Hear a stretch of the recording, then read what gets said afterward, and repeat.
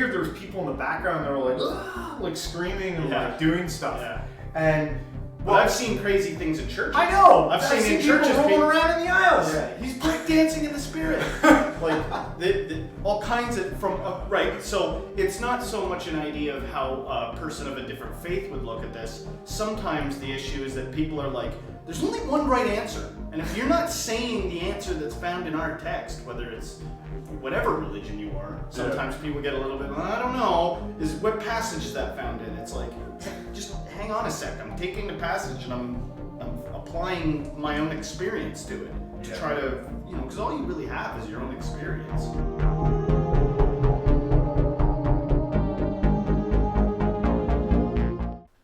Welcome, modern day mystics, fellow truth seekers. James and Justin here, your favorite spiritual analysts on all things culturally relevant, helping you to better connect with this divine yet somewhat peculiar reality we all find ourselves in. So, today you gave me a call and you were like, James, you gotta check this out, we gotta look at this. What are we looking at? Well, I didn't watch the whole thing. I guess I wanted to save it for this, but I've seen it before. I've seen parts of it before. It's Sadhguru, and he's a big internationally known guru who's very philanthropic, and he, from what I understand, is about to go into a alternate state before Trances. before the eyes of a crowd. Yeah, he's going to go into trance. He's going to go into some mystical spiritual state, and it looks interesting. All right, we should watch it. let's take a look at it. So, trance means transcending, going beyond the existing limitations. Do you want to trance or no? Yes. The very idea of stepping into your spiritual processes, you want to experience and know something which is not yet in your experience. No, I want to see God. That's the same damn thing. You want to see something that you have not seen, isn't it? Isn't it so? It's the same damn thing. Whether you want to see Krishna or you want to see Jesus or you want to see God or whatever nonsense you think, fundamentally it's the same damn thing, the longing to know something which is not in your experience. So, if you're beginning to experience something which is not yet in your experience, we can say you're in a trance. So do we want to trance or not? So don't hold back. Yeah. So interesting, just first listening to that, the way he talked about trance. If you've never heard anyone talk about like trancing before, that's pretty interesting, right? Because he's talking about experience and like something for the first time. So you could be trancing like right now if you're watching this and you've never experienced or seen anyone doing like this and it makes you feel all weird.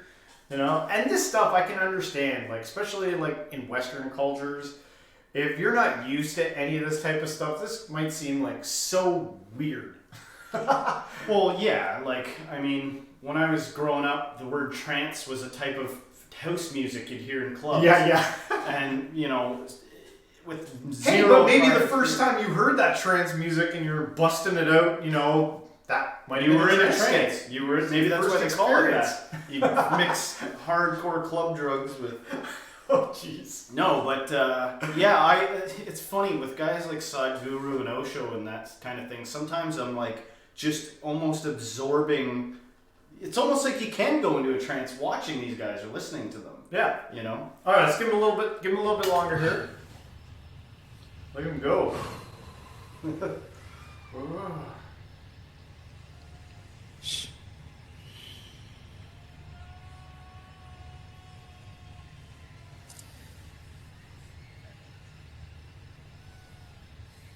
Listen closely.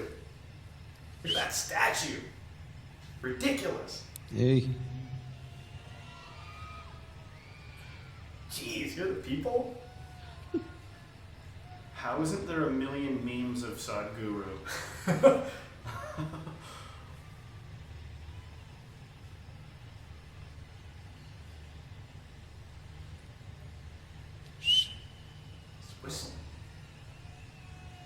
So if I do that, will the same, like if I like, You'll meet God.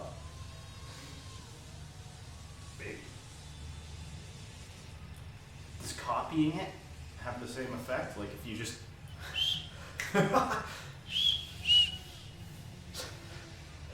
Literally whistling.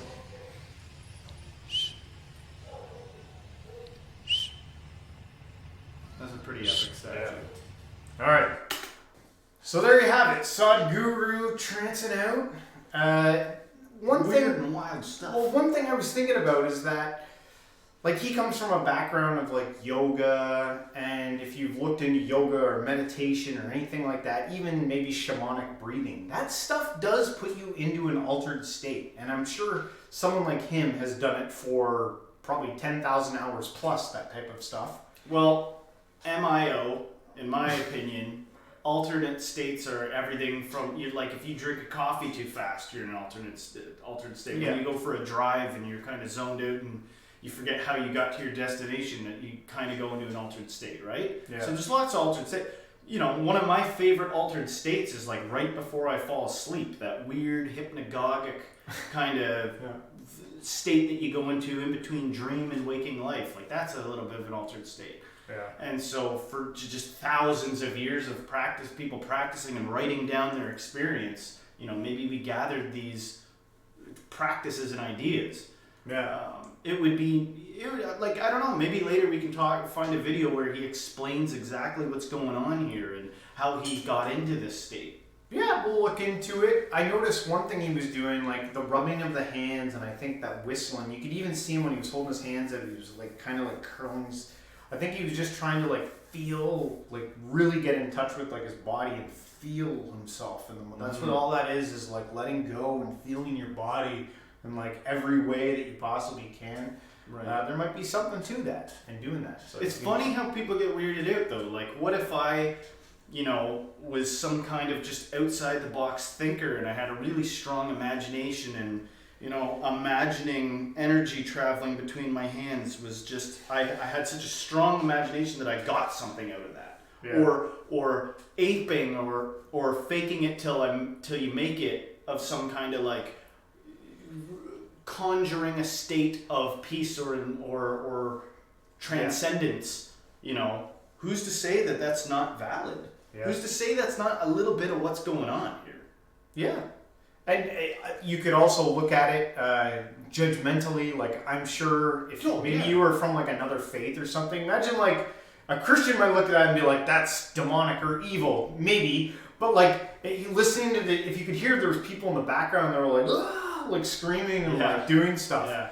And Well, I've seen crazy things in churches. I know. I've seen in churches people rolling around in the aisles. Yeah, he's breakdancing in the spirit.